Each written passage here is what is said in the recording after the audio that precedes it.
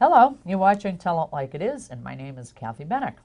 Well, today is Wednesday, February 6th, and what is it? It's the day after the Bedford School District's deliberative session, at which residents had the opportunity to discuss and even change what ultimately would appear on the ballot that we will vote on just in a couple more weeks at the Tuesday, March 12th town election.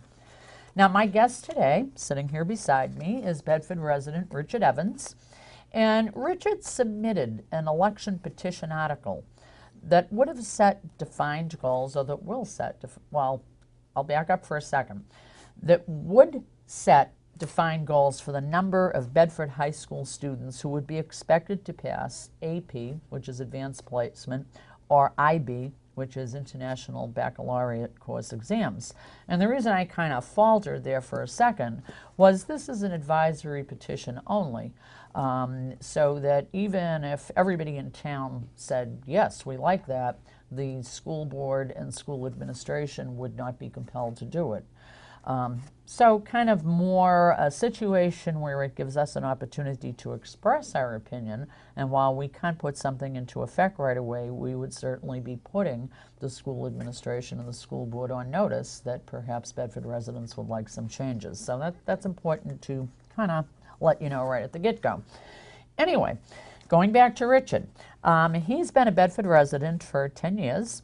And previously lived in Londonderry, where he served on the Londonderry School Board, and truthfully could be called a key figure in that town's major expansion in the number of advanced placement courses that they offered at Londonderry High School. Now, he's originally from England, but he's been a U.S. citizen for 20 years, and ever since, and I'm sure he'll tell you this, ever since he has been involved in local and state educational issues. His wife is a public school teacher, so he does get to hear on a day-to-day basis things that go on. They do have two kids. One is now a college senior, and the other one graduated from college just 2 years ago. Now, Richard is a partner in the international business consulting group known as the Context Group. He's a book author, and you can learn about his book on educational issues called Coloring Our Way to Calamity, which is actually right here, and it's really kind of a neat book. You can learn about this book by going to the website for it. It does have its own website, and that's www.coloringourwaytocalamity.com. Or actually, you could also get information and such on it by emailing Richard directly at bedfordpetition@comcast.net. Richard's efforts for education have been very highly recognized, not just in Londonderry, but throughout the state. In fact, the tremendously respected New Hampshire Hosea Bartlett Center presented him with the Better Government for New Hampshire Award, and that's kind of a pretty prestigious thing here in the state. Before we actually start our dialogue back and forth, I'd like to tell you just a teeny bit about the petition article that he did submit and that will be on the ballot, on the school side of the ballot, when we go into vote on March 12th. And the school side of the ballot, of course, is the one in which we asked to approve the proposed fiscal year 2014 school operating budget of $62,660,875. And actually, this year's budget will, if passed as presented, will represent a 52-cent tax increase to us. So if nothing else, just the dollar figures should make you very, very interested in Bedford school issues, whether or not you have kids in the system or not. That's my opinion, of course. Anyway, the petition article that you will see is at the very end of the school ballot. It's called Article 10, and it is identified as a special warrant article. And this is how it reads. Shall the school board develop clear numeric targets for the school district involving annual goals of a combined total of at least 600 examination passes from the Advanced Placement and International Baccalaureate higher level boards? Shall the school board further direct the administration to deliver and implement a plan to achieve these targets thereby creating a measurably world-class academic program for Bedford students and value for taxpayers. And just as a side, 321 exam passes for both AP and IB were achieved in 2012. And that basically represents an average of approximately one subject pass per the graduating student in those programs. The new goal would bump that up to at least 2 passes. Okay. So with that, we are going to have a very interesting conversation on this whole thing. Richard, first of all, let me welcome you here. Thank you for having me. Oh, I am delighted to have you here. And, you know, just off the top, I want to say this to you. Excuse me. You have my thanks, respect, and admiration because not very many people, quite frankly, speak up. Not very many people present a new idea. And some of it's, I guess, maybe they don't think they have enough information to, which I think most people in Bedford think they're pretty smart, so I don't think that's the overriding reason. Mm-hmm. Some people just are a little worried about rocking the boat. Some people don't like to be public with their thoughts and such. And, you know, many, many times on my shows I have said that if you're not part of the solution, you're part of the problem. So that I think it's great when somebody actually publicly stands up and says, well, this is what I think. And quite frankly, and it has happened many times in Bedford, and I saw a little bit of it actually happen last night at the school deliberative session. Speaking up means that in many ways you make yourself a public target, and you will be vilified. I carry the scars. Yes, I've been doing yes, it a long time. and you will be vilified, and you will hear various motives attributed to whatever your idea may be, particularly if somebody is very defensive of a program or something like that. And sometimes people can get a little snarky and even be a little insulting. And quite frankly, I did see something last night that I was kind of sitting in my seat at the Bedford High School Theater, and I found it very demeaning and aggravating when one of the Bedford residents stood up at the microphone, and she proceeded to suggest, and I suggest people, by the way, watch this, and that whole deliberative session will be on BCTV for video on demand. And in any event, she kind of made the inference that only those who are hugely educated in educational issues or whatever are kind of qualified to have an idea. And as I said, I thought it got a little snarky when she kind of looked across the room at you on the other side of the theater and started saying, basically, who are you? Do you have an advanced degree? Do you do this? Do you do that? And kind of ended up all her little questions with a remark, and again, I can't quote it, but a remark that basically said something like, well, unless you are equal to the intellectual capacity of our school administrators or whatever, you should really go home and keep quiet.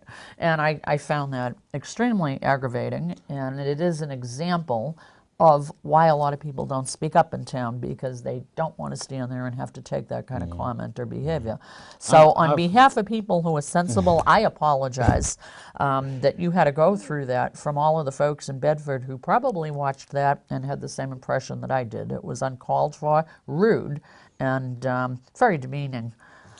Well, thanks, but I've had a lot worse. I know you have, but it still needs to be said. And you mentioned, I became a citizen about 20 years ago because I was very sort of passionate about this article, this issue that we're going to be talking about, educational standards. And since that time, I've had, probably because, I've taken fairly liberal advantage of the First Amendment. I used the whole quota up, and I've had quite a few people suggest that they would provide me with a one-way ticket back to my country of origin. Well, we kind of share that, particular experience. There are a few people in Bedford who would like me to move away too, So I mean, one of the things that is so nice, I think, about New Hampshire is just how accessible the political process is. You know, you can, and this petition warrant article is sort of an example of that.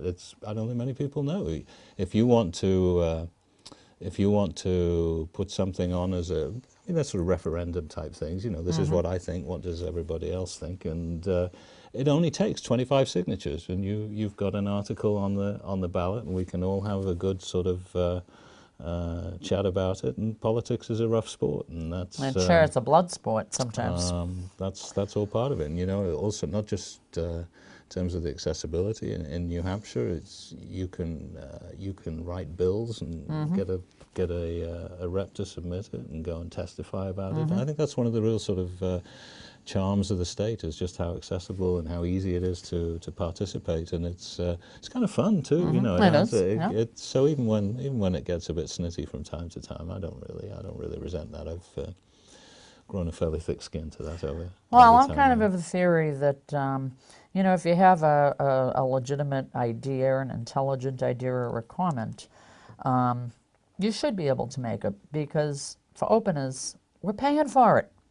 So we certainly have a right to comment on what we have to dig into our pockets every year and give up a pretty good source of our income or whatever to finance. Absolutely, yeah. It's a lot of money for schools. I mean, it's, you know, they tell us you'll sort of see the charts and they'll say, oh, it's 10 or 11,000 a student, but that's not the real number. If you take the total budget of $62 million and divide the number of students into it, which I think is about 4,300 now, it's closing in on 15 grand, you know, 14 grand. The 10 or 11 is a number that school districts use comparatively, which actually subtracts certain costs like debt service, special education, and transportation, to compare sort of operating costs. And it's an interesting number, but it's not the cost. It's No, not you're the cost right. per You're student, right. you know, Yeah, so- because if you take the number of students and divide it into the total, you're right. Yeah, we're spending a lot of money on the kids, and you know, that's one of the questions that this particular warrant article was asking is, well, you know, what's our sort of, as taxpayers, what's our right to sort of expect in return for that? We always hear, you know, well, as taxpayers we owe the kids this and we owe the system this, and To a point. well, what Yeah, about exactly. what about coming the other way? You know, Exactly. so I mean, that's- we're owed something in return. yeah, because quite we all, frankly.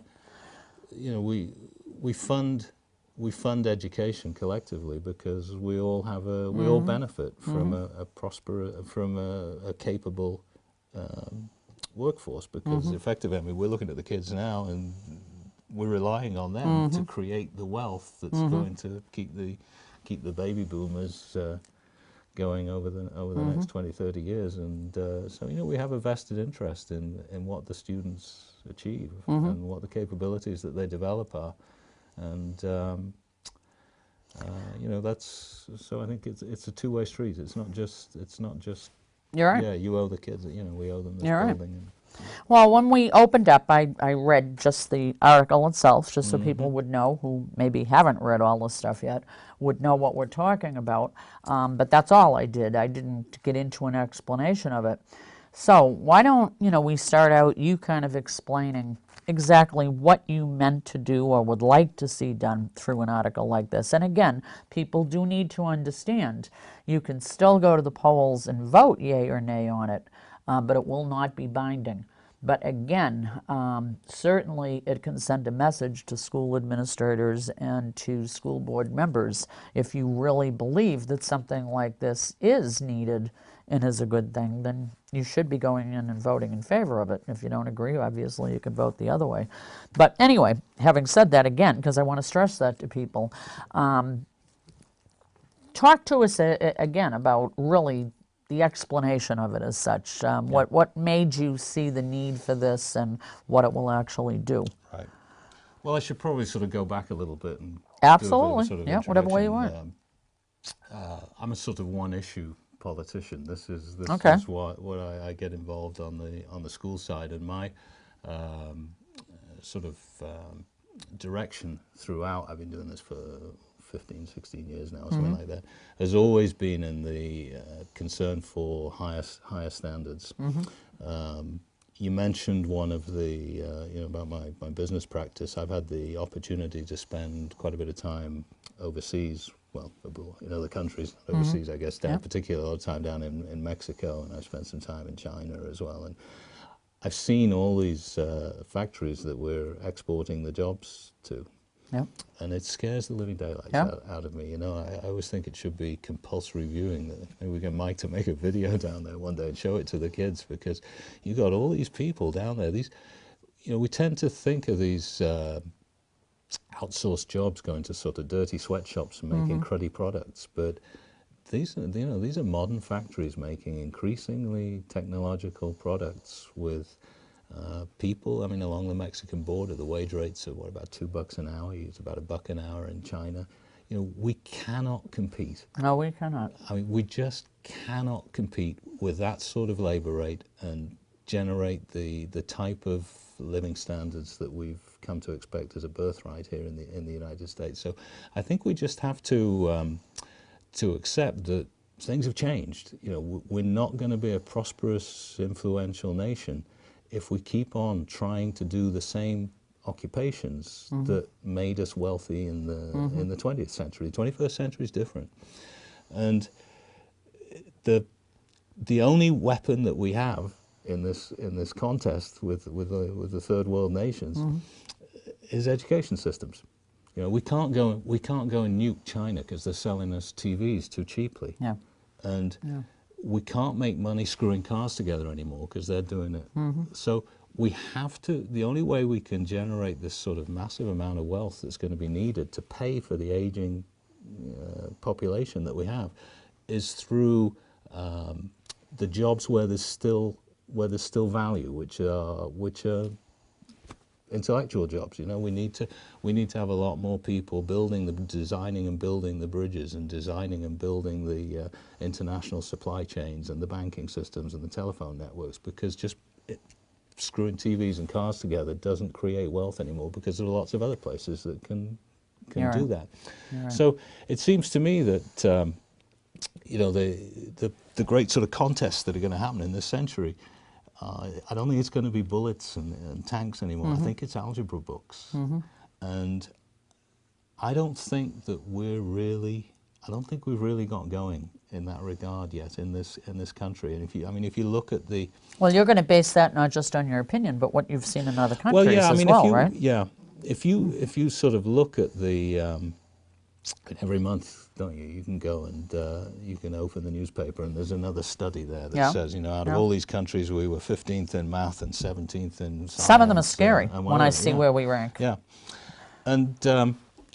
and so, you know, I've sort of made it a bit of a sort of personal cause to see if I can get involved. I mean, I wish I was a better politician and whatever, and could do something on a wider statewide or a national scale, but, you know, that's tough. And so what I try and do is, at the local level, see if I can advocate for the school systems to raise expectations of what it is that we should really be looking to. You know, how much intellectual capital should that $62 million be buying? Because that's the school district's product.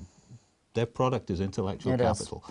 And we should see, well, how many people can speak a foreign language, and how many people can solve basic calculus problems? You know, how many people know how to manipulate Newton's laws of motion and things like that? And for all intents and purposes, there really is no definitive means right now, is there, of calculating that? I mean, there's the statewide testing, there are things like that, but I mean, those are kind of broad. Well, one of the things that we've got, I mean, the thing that I sort of focus on, and this sort of comes back to the wording of the warrant article, is we do have a couple of vehicles that are quite definitely comparable to what you'll see internationally in the rest of the world. I should perhaps talk a little bit about international schools. I would like you to talk about that, because a lot of people know that, for instance, in an international baccalaureate has been the source of a lot of debate in town. But, you know, unless somebody is actually part of the debate or have kids in the schools, I'm sure there are many people who will watch this show who will say, well, what do you mean? What is AP? What is IB? So that'd be a good place to go with it. I mean, the APs and the IBs, and I think we can sort of, you know, there's obviously been a big debate in town here about which is better. But, you know, for the purposes of this show, I think it probably helps to sort of consider them roughly equivalent in terms of academic challenge. So I'll talk about APs, but it's either or as far as I'm concerned. I'm not really going to get into yeah, the because we debate about don't which have is a better. ton of I mean, AP courses in Bedford. And what they are is they are classes that are considerably more rigorous than the traditional sort of classes or assessment tools like the SAT, and they lead up to each of them to an exam. And key to the process is that exam isn't marked by your teacher, it's marked by somebody that you've never met who has completely intransigent standards. So in other words, there's not a chance that a teacher is giving the mark based on a relationship with the kid, or the parents are complaining that little Johnny's so brilliant, instead of getting a D, he should get an A, or that, there's not certainly a dictate, but a kind of a suggestion that we would like our marks to look good in the Bedford school, or whatever school system, or we don't want to rock the boat with all the other teachers in the same school because we do still have to work here, that kind of thing. You have a totally dispassionate outsider who could care less about the local politics, who's looking at the test and judging it by the answer. Did you get the answer right? Okay. And it's tough stuff, APs and IBs. If you're going to pass those things, you're going to be, as a student, as a family, you're going to be prioritizing education significantly differently than other kids. Now, no pass-fail system, so to speak. No, it's hard. You got to deliver. Yeah. Now, in other countries, exams like that are the fundamental yardstick normal of the school system. I mean, if you look at in Britain, I'm familiar with, they have things called A-levels, and if you look at the French do the baccalaureate, and the Germans and the Finns do the Abitur, the East Germans do the Maturas, Australians call it board exams, Chinese have GAO. Just about every country in the world operates that way. The teachers are there to provide the kids with skills, capabilities, and knowledge, and then they go to the examiner, who you never meet, and he says, you met the standard or you didn't, and if you didn't, too bad. Okay. And those exams in other countries are the sole determinant of whether you're going to go to college. Really? So that no matter if you're the high school football star, or the most popular, or your teacher whatever, says you're Einstein or Mother Teresa, it's the marks that determine. If you can't solve that calculus problem, or you can't write a decent essay in Spanish, you don't go to college. Now, boy, that would affect the college attendance rate in this country for sure. Well, the thing that it really does, you immediately notice if you spend time in schools overseas is there is a different motivation set over there. It's prioritized differently. The kids, everybody in the equation, from the moment the kid walks into his first day of school, knows that the end goal, I've got to pass 3 exams. I might do maths, physics, chemistry, I might do French, German and Latin, or history or whatever it is. But whatever my direction is, if I don't pass 3 of those against this independent examiner, I ain't going to college. Wow. So it does a lot of... It calls for a different mindset. It certainly does. There's no tricks about it. You can get the past examination papers from the last 10 years. You know exactly what's coming at you. But from age about 12 onwards, when you start to realise what's going to happen to you, that's a fundamental part of your life. Now, we obviously don't have that here. No. And, I don't think anything... There are many college grads who come out without particularly learning a thing. But what we do have a set of exams in the AP and the IB that are very much equivalent in terms of level of difficulty. And if we have some kids here in Bedford, and I'll tell you, Bedford does pretty well on these things. If you've passed 3 AP exams or 3 or 4 IBs and gained the full IB diploma, then you have accomplished something which is individually definitely world class. It's equivalent to what the kid in Korea is doing, and the kid in Singapore, and the kid in Germany, and good for you, because to do that has obviously taken that same sort of prioritization that kids in other countries are placing, and the importance that they're placing on And of course, academics. that's the big thing that the proponents of IB in town point to. Yeah, And legitimately. yeah, I mean, it's you know, whatever anybody says about IB, and you know, it's a serious piece of academic scholarship to gain the IB diploma, and the kids who've done it should be congratulated. Yeah, it kind of seems more that the opposition is more based on like the political factors, the purported UN connection and such, rather than other kids learning from it. Yeah, some of our some of our sort of friends on the conservative side are very concerned about that. Yeah, and, exactly. But they don't seem to argue that the kids are learning. From my point of Yeah. view, I mean, if you look at it, the questions on the IB calculus exam are harder than the questions on the AB. Not a lot, but noticeably so. And my sort of thrust here is always, look, how many kids can we get? The key issue is how many kids can we get out that know some calculus, because that's actually pass. Sort of, yeah. Now, one of the things that's kind of which obviously we should be asking all absolutely. the time on every subject, quite frankly. And Churchill used to say, used to growl. He says, "However beautiful the strategy, one should occasionally look at the results." There you go.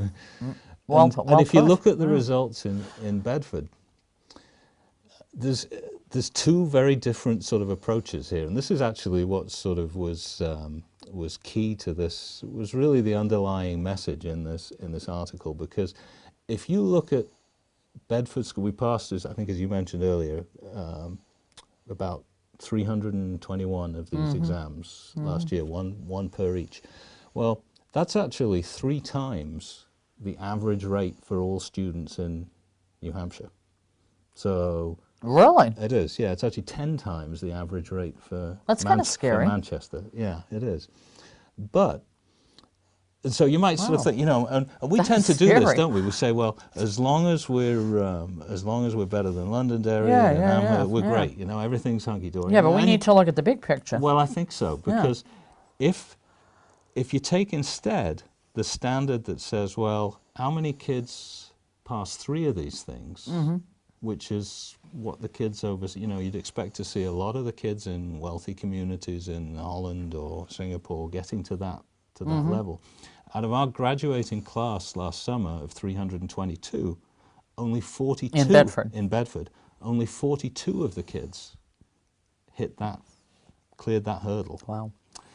So the question is, there is absolutely no question whatsoever that Bedford has one of the possibly even the highest performing school system in the state. Now, can I just interrupt you with a quick question that kind of is related to that? Did I make a serious mistake, or did I not listen, correctly? Is it true that a kid in Bedford, or any place for that matter, that takes AP or IB courses, that at the end of the course, if they choose to not bother taking the exam, they can make that choice? It is. That is true, yes. I don't get it. Yeah, I don't. I don't get it. I don't like that. I mean, the whole purpose of. I mean, we're kind of paying. I mean, we are paying for these programs. Yeah. And I mean, there's something. Call me old. Call me archaic. Call me back in another century.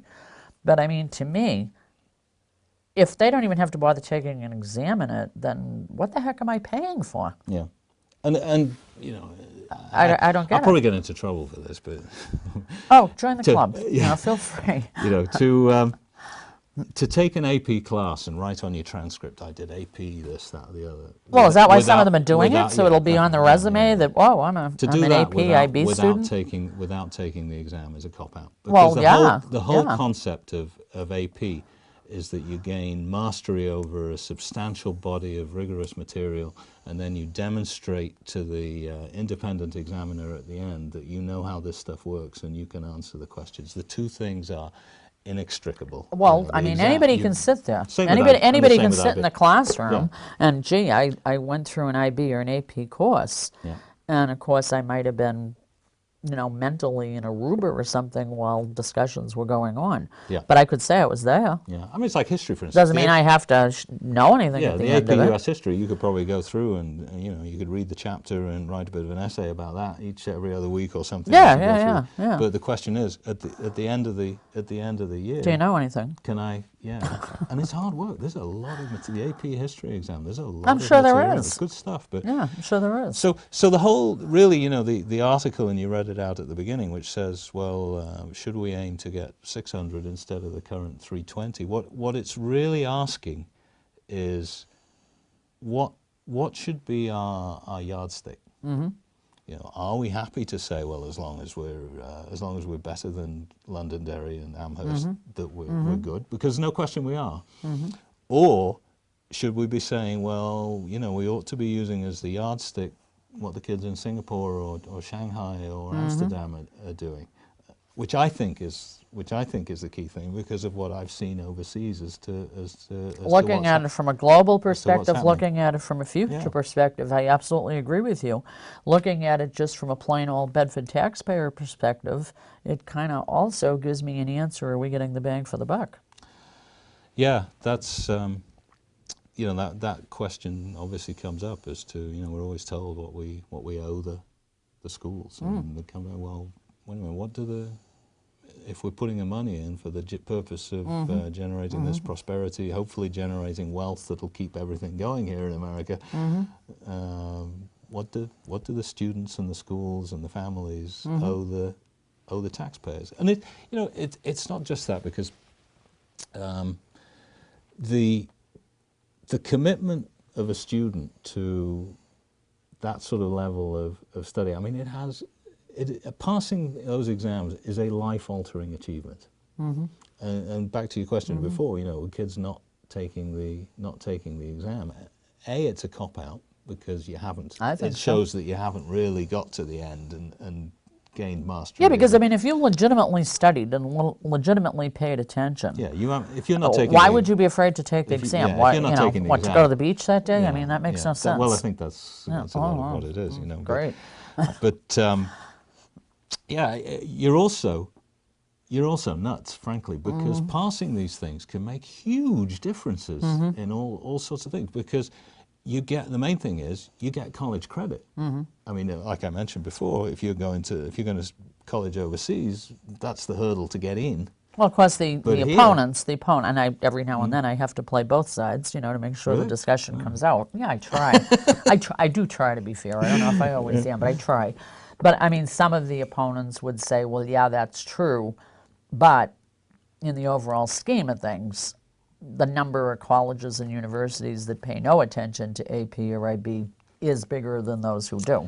You know, that I've heard people say. Yeah, that. When I researched the numbers last year, it is true. Yeah. My own experience. Yeah. In fact, I think just recently Dartmouth just announced that they're going to start disregarding. I think totally they're disregarding AP. I think the thing is, I don't think they're giving much credit for IB. Just about everybody who's getting into Dartmouth has got them already. Well, I think if you look at the sort of next tier down, you know, you go around the Colgates. But I mean, it's not universal for every college or university, even though the proponents would like you to think that. The opponents can clearly say, well, it is true, but it's not totally true. That's the only point I'm making. Yeah.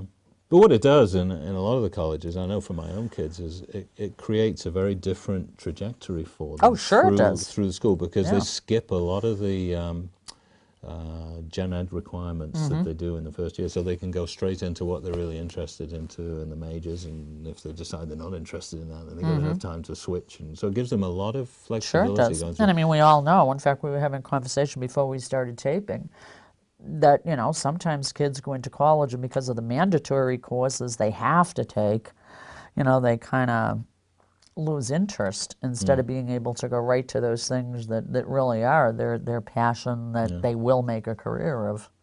So yeah, you're absolutely right on that. There's something else for the students, you know. I mean, like I mentioned, these are hard work. You know, you have to spend a lot of time hitting the books. And one of the things that I saw with my own family was it generates a work ethic, which you know, a lot of the kids, I mean, there's tremendous dropout rates in the first year Yeah, I of know college there is. because they get there and they suddenly find, oh my God, I'm going to I know. spend 4 hours in the library. I know. Are you kidding I me know. tonight? Yeah. 4 hours tomorrow night. Yeah, it's not And all they have party. they have a hard time with Yeah. that. But if they've taken these things, you know, they're pretty used to sort of spending a lot of their weekends sitting Well, there yeah, it gives in them the that books. And discipline, the work ethic, like It you does. say, and time management. I mean, all kinds of So different there are, things. you know, there are massive benefits for the students, and that's certainly one of my you know, one of my motivations. Is it's not just, I think I talked about sort of societally. I think we need to build intellectual capital much more rapidly to keep this thing going. But perhaps even more important, I think it gives them as individuals. I mean, it's life altering. You know, you put yourself on a different trajectory, different careers, different attitudes towards it. So, there are huge benefits for the students, and as parents, I'm sure all the parents out there who've got kids going into college or in college or recently out of college, they'll know what I'm talking about here because it's happened with me. Yeah. You know, the cost is phenomenal. It is phenomenal. And if you pass, I don't know how people are doing it, a lot of folks anymore. I really don't. But if you pass 3 or 4 of these things with a lot of the colleges out there, you know, your kids can graduate a semester or even a full year early if they want. Yeah. And Which is huge. It's no matter what school they go to, that's huge. You know, NYU is $60,000 now. Yeah. It's a bizarre amount. Yeah, it is bizarre. Amount of money. So, you know, for families, it's a great investment. I mean, it makes far more sense for your kids to spend their time learning how to solve differential equations so they can pass the AP calculus exam than to go work at McDonald's behind the counter. I mean, just economically. Yep. Yeah. If you're a parent, you might even consider paying your kids from those savings you're going to make on tuition. So there's benefits for families, and I think there's benefits for us as a community as well, because property values. If we start doing, I mean, suppose we started doing this, and I don't think we even have to sort of finish accomplishing it, but if we sort of announce, right, we're probably right at the top of the list now with 321, but 5 years from now, say, because this isn't an overnight thing, it doesn't happen. You know, we have to build the sort of pyramid of knowledge so that the base is broad enough in the middle schools to generate at the top that we've got enough kids that can do this. So, but if we sort of announced, 5 years from today, half of our kids are going to pass the AP or the IB calculus exam. There'll be 600 passes total. We'll expect at least 30% of them to be fluent in a foreign language. My bet is a lot of people are going to want to live in Bedford so that they can take advantage of that. I don't think. I mean, I follow the school stuff pretty carefully. I don't think there's anywhere in the state that's doing anything like that. Really? I've never heard of it. Have you? No. What? No. No. And no. I think. But I mean, you're studying that particular facet way more than I am, and I think you haven't seen it. I think it would be a magnet. In fact, I wish you hear, don't you, statewide, the governor. You know, I'm going to be the governor. I'm going to be the education governor. Well, you know, and it's always, well, I'm going to spend more money. And again, it's the strategy and the. Well, it outcome. always seems as though the solution is throwing more money at it. Well, it is, and to me, it shouldn't be. It should be the other way around. We should say, well, what's the outcome that Exactly. we want? And in a exactly. You know, in a sort of modern technological economy, it seems to me just fundamental that if somebody said, well, we want half of our kids to pass the AP calculus exam in the state. Can you imagine what that would do for this? I mean, right now the numbers are. Humongous. You know, we're spending statewide. We'll move off Bedford and talk statewide. Statewide now, we've seen an explosion of costs since Claremont and SB2 and things like that. I mean, we're spending $3 billion now on less than 200,000 kids, over 15. It's over 15 grand a kid. At the end of that process, and 13 years of instruction in the public schools, less than 5% of our kids can answer the question satisfactorily on the AP calculus exam, going into a. That's not a good return as far as I'm concerned. A global, complex technological. I mean, AP calculus. It's like how can that be defended? I mean, seriously, how can that be defended? What chance have we got? You know, and even more worrying, perhaps, because everything's global now. Only about 1% pass a foreign language, and that's what we're buying with our 3. Is that right? Only 1%? Yeah, it's about 30 or 40 in Spanish and 30 or 40 in French. You know, it's. Maybe it's 50, I'm not sure, but it's that sort of order of magnitude, you know. That's not a good return. Manchester's spending $150 million total, and they get they get about 150 passes. And I actually proposed, I went along and proposed with my wife, who we didn't mention that at the beginning. Yeah, she's a public school teacher. Yeah, I did. But yeah. she's yeah. a public school teacher who thinks that the object of the exercise is to get as much information and knowledge into the kids as possible. And we went along and proposed, quite seriously, a charter school in Manchester, in the vacant space in West, specifically aimed at this international equivalency. We said we'll take the kids and we'll gear everything towards getting them to pass the math AP, a science, and a foreign language. Because math and foreign language are the two key predictors of who's going to find prosperity. And the superintendent, Brennan, and Tercy both told me that wasn't necessary. They got it covered. Not necessary.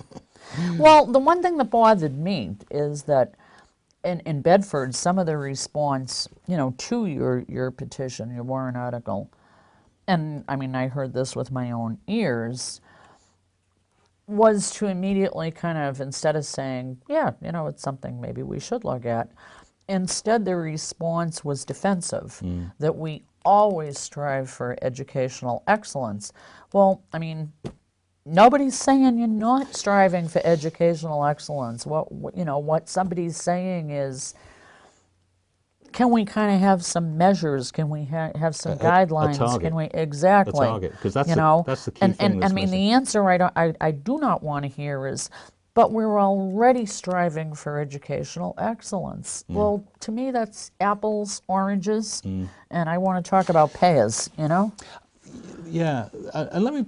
Can I ask you one question based on that too? What you're asking for, I mean, just for those folks who probably don't give a hoot about the intellectual argument on either side, but are sitting there going, are they talking about something that's going to cost me more? What you're asking for will have absolutely no cost to it. Not at all. So it's not like you're saying, I want to put in a new program, or I want to do this, or I want to do that. You're not asking for that. So I think viewers, again, and obviously, we do have to ask that kind of question because we all keep seeing our taxes rise on every end. And this is not anything that has a dollar sign attached to it. No. Let me see if I can answer a couple of those before we go on, because there's something there's something I should have said before. And I want to talk to you a little bit, too, about actually what went on last night at that meeting. Yeah, right. So, a couple of points. First off, there is absolutely no intention in this article whatsoever of compelling. One of the people stood up and said, "Oh, kids are going to be forced into this." I mean, I'm a school choice advocate and a parental rights advocate. If somebody, I'm quite happy to admit I could be wrong. If somebody disagrees with me on this, that's their business. That's their family, and they should make their own decisions. So there's nothing involved in this that says, if you don't pass 2 of these exams or your share of them, you're not going to get a diploma. What I'm trying to do is encourage the school board to generate some urgency in the process, to go out and market the concept to parents that, hey, this is important, maybe we should think a little bit less about how much time we're spending on our jump shot and a little bit more about how much time we're spending That's a good way of putting that. On algebra. It's a reprioritization. So there's nothing sort of compelling in this at all. The second thing that I'd like to make is, I believe, having witnessed, through my wife's work in this country, and obviously knowing quite a bit about schools overseas, and I absolutely believe that with the faculty, the facility, the students, and the families that we have in Bedford, that we can achieve anything anybody else in the world could do. Not tomorrow, but the thing that's missing is a plan. And if the school board, instead of worrying about bus schedules and what the gym floor looks like, if they were to say to Tim Mays, Tim, we need this because it's good for the individuals, for the individual kids, it's good for the families, it's good for the state, it's good for the country, if it's good for Bedford. If they were to say that to him, and say, what is it going to take? What does the school system have to look like? What do the middle school, how many kids have to be able to solve quadratic equations in the middle school in order to get to this point at the end? I absolutely believe that we have the capability of achieving that, and that thousands of lives over a number of years will be changed dramatically for the better. And I know that we could do. Everybody tells me the faculty's great. I'm quite happy to believe that. And I think it would be kind of fun for the community. I think we can build a sort of we can focus on this and all get sort of into it. And if we achieved it, man, we should throw the biggest party this town's ever seen, because that would be great. And then we should try and get more. So that's and then one other point, because you brought it up, is the cost. People tend to say, well, oh gosh, we'll have to have all these extra classes. That's not true. Whether we're passing AP exams or not, we still have the same number of classrooms. We still have the same number of kids. So if we've got 200 seniors taking maths in class of 25, and in 8 classes, and at the minute 2 of them are doing calculus and 6 of them are doing something less, what we're talking about is making it 3 and 5 or 4 and 4. It doesn't need more teachers. And honestly, I've got a hard time thinking that we're employing people. Somebody stood up and said, oh, they've got to have all this extra training. If we're employing math teachers who can't teach that basic, it's pretty fundamental stuff, and I got to think that most of them could do that. And so I just reject the argument completely that high standards means more cost. I don't think.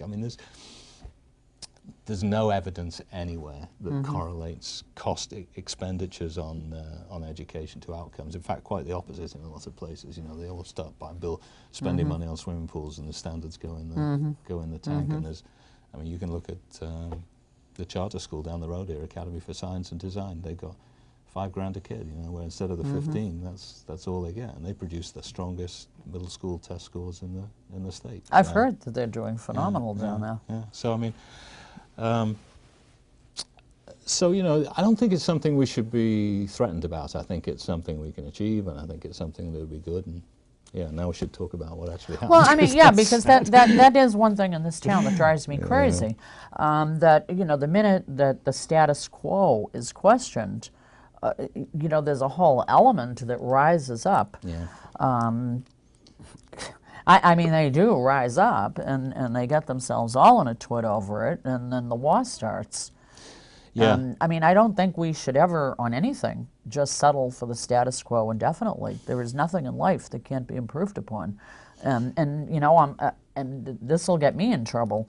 When somebody gets defensive of the status quo, I get suspicious as to why, quite frankly. That's right. It's like, why are you threatened by this? Well, why would this be a problem for you? Why would a suggestion that let's look at things every now and then and make them better, well, what could you possibly have a problem about with that?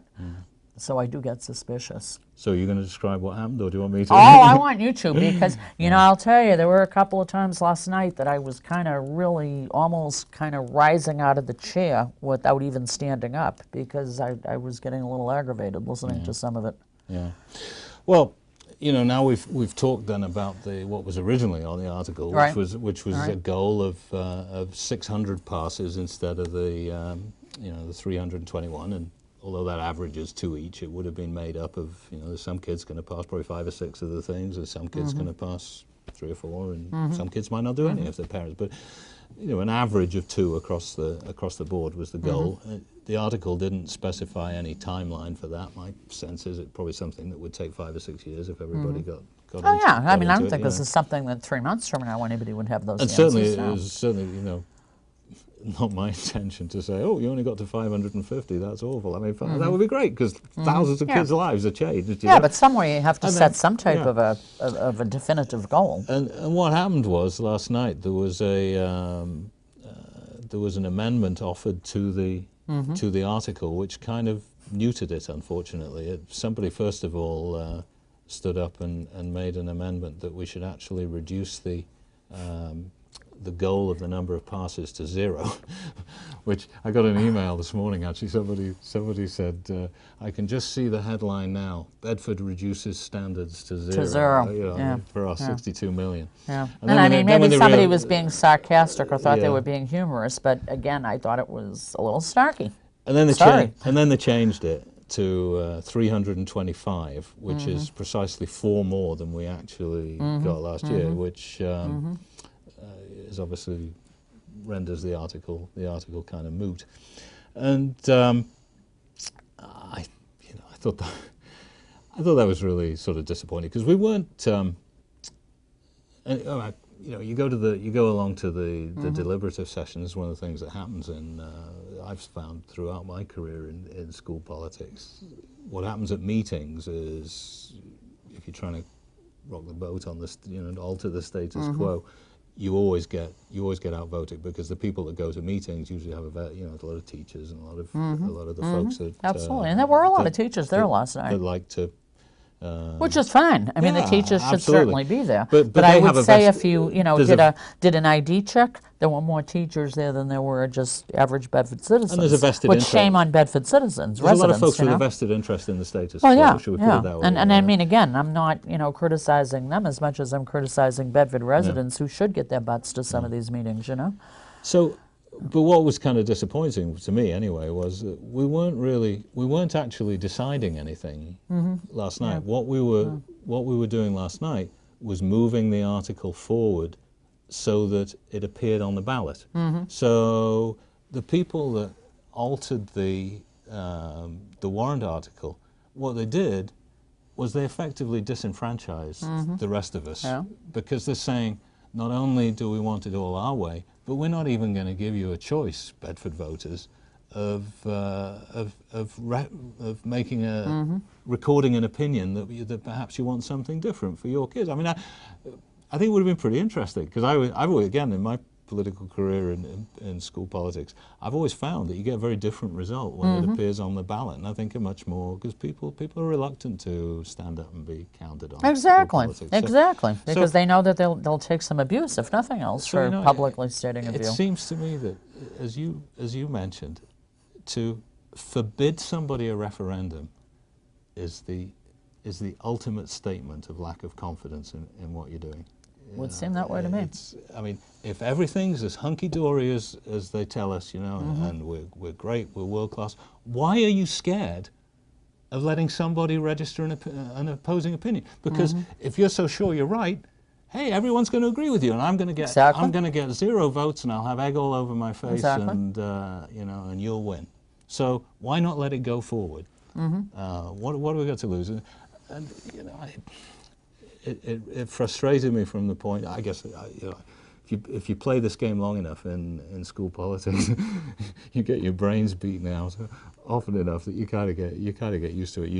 It's a war of posts. We make changes in very small increments to the status quo. But it did seem to me that. And I mean, there really wasn't any wording or anything like that, or even a suggested intent on your part or anybody else's, that this was a criticism of the school system or of the administration or of the school board or of the teachers or of the overall, the success of Bedford. Quite the contrary. I mean, I went to lengths to make the point that I think they can do it. Maybe they don't. Well, and you clearly said that last night. And so, I mean, for this reaction, I mean, it's one thing if somebody, even if it's a legitimate criticism, nobody particularly likes to be criticized. But there was nothing here that offered criticism.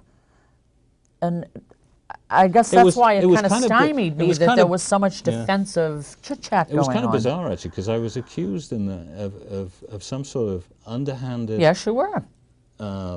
attempt to derail the IB program. Yes, well, I got to tell you, anybody who knows me will tell you, you're a supporter of IB. I'm not that clever. Plus, you're a supporter of IB. If I wanted to derail IB, I would put up a warrant article saying, let's derail IB. My warrant article is trying to expand IB because I think it creates opportunities for exactly. So I mean, when you kind of pull an argument like that out of the air again, all my little suspicious bells start going off like, what? And I got to tell you something else. What really irritated me, because I mean, this is where the discussion was. There was virtually no discussion on any of the budget. I mean, virtually none. I did get there a few minutes late, so I mean, maybe there was something before I got there, but I was shocked when I walked in the door, literally minutes after the meeting started, and they were already up to Article 8. I thought, well, obviously nobody stood up with many questions or criticisms, complaints, what have you.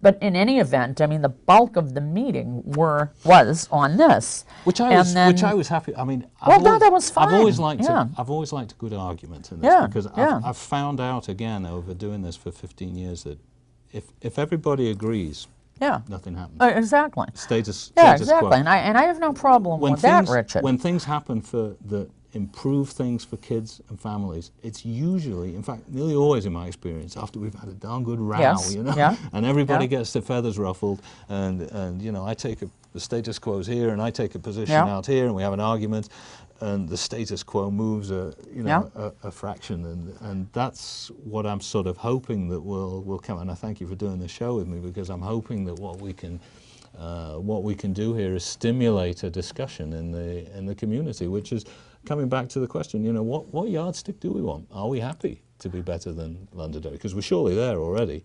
Or do we want our kids to know as much as the kids in Singapore? Because we're equally surely not there. Well, I would like to see people watch that meeting, because what really kind of sent me totally over the top, and we only have a couple minutes left, Sure. what totally sent me over the top was at the end of the meeting, all of a sudden, and I would say it was probably one of the speakers who talked for the longest amount of time at the microphone. In fact, maybe I'll watch it with a little timer and see.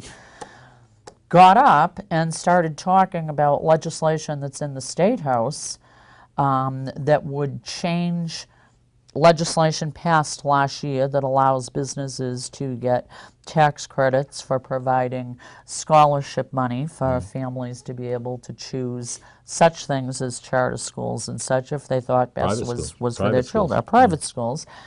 Which obviously was not the school deliberative session was about Bedford and Bedford subjects. And all of a sudden, somebody who's well known for activities within the school system gets up and starts talking about state legislation.